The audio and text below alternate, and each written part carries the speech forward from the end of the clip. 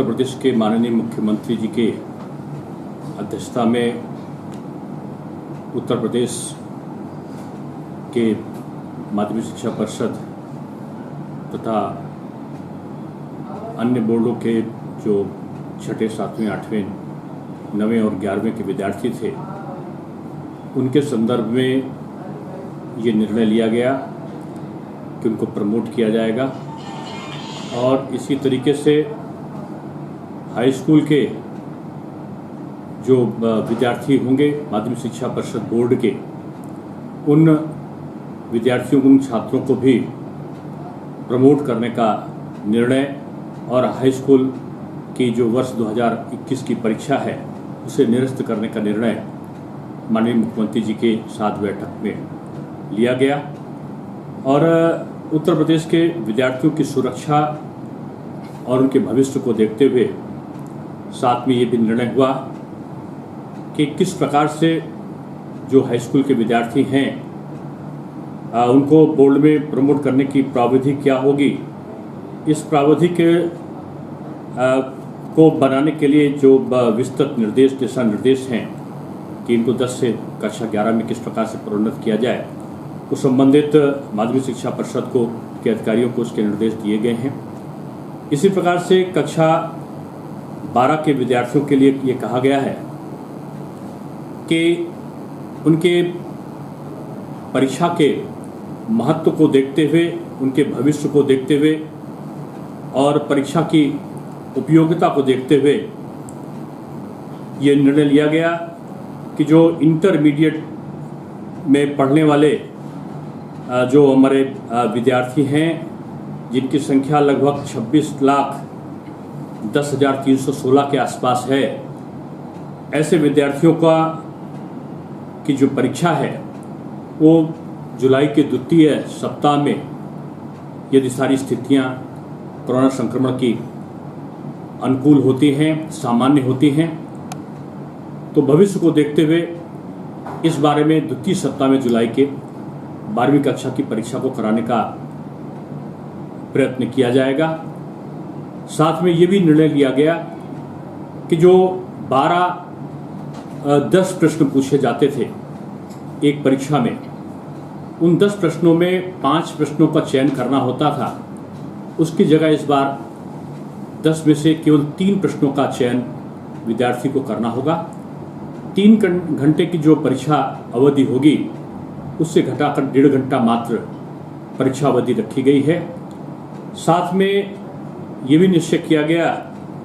कि जो 10वीं के 29,94,312 विद्यार्थी हैं, उनको प्रोन्नत करने का प्रक्रिया क्या हो, ये इसका निर्णय आपस में पहले अधिकारियों की बैठक करके इसका तरीका तय किया जाएगा, उसकी घोषणा बाद में की जाएगी। और इसी प्रकार से आज ये भी निर्णय लिया गया कि जो कक्षा 6, 7, 8 की परीक्षा के संदर्भ में जैसा कि बेसिक शिक्षा परिषद के द्वारा पहले ही उन्हें प्रोन्नत करने का निर्णय लिया गया था,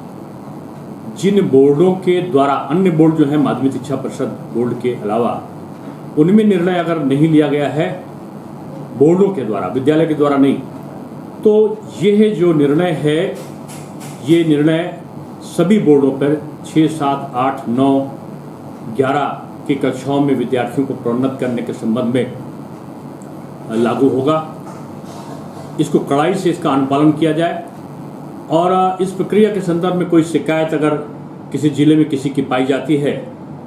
तो इसकी शिकायत जो जिला अधिकारी की अध्यक्षता में जो बनी हुई नियामक समिति है उसके समक्ष की जा सकती है। परीक्षार्थियों को पहले से ही बोर्ड की परीक्षाएं जो थीं, उनकी तैयारी के लिए कोरोना का संक्रमण देखते हुए 10 माह पहले ही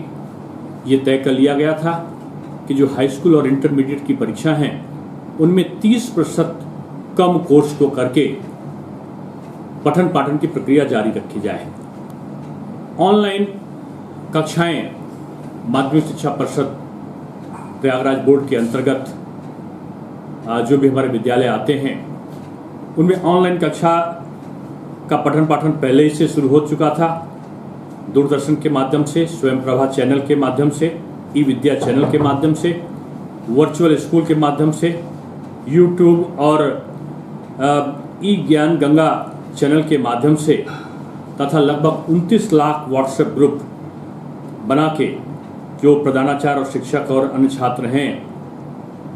उनके साथ मिलके पठन पाठन को नियमित उसका अनुश्रवण करते हुए उसकी व्यवस्था को सुनिश्चित किया गया था। कोरोना संक्रमण के इस भयावह समय में छात्रों की सुरक्षा, उनके भविष्य की चिंता करते हुए हम अपने सत्र का नियमितीकरण कैसे रख सकें, इसके सारे प्रयत्न सरकार के द्वारा किए गए हैं। माननीय मुख्यमंत्री जी की अध्यक्षता में हुई बैठक में